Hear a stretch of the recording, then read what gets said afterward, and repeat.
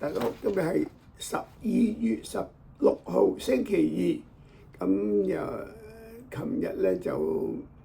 港股係急跌嘅，因為上個星期五晚咧美股嗰個科技股係急挫，咁啊恆生指數開市係跌258點，國企指數跌99點，科技指數跌75點，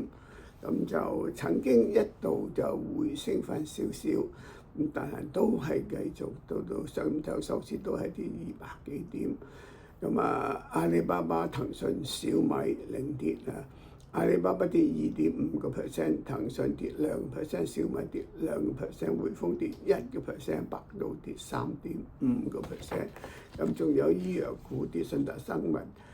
跌2.5%，嗰啲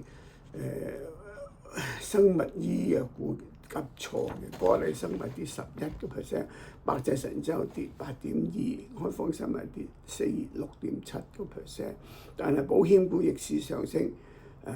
友邦保險升2%，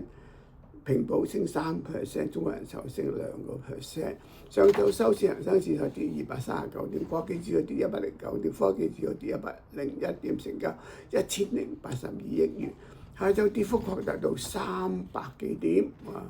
咁就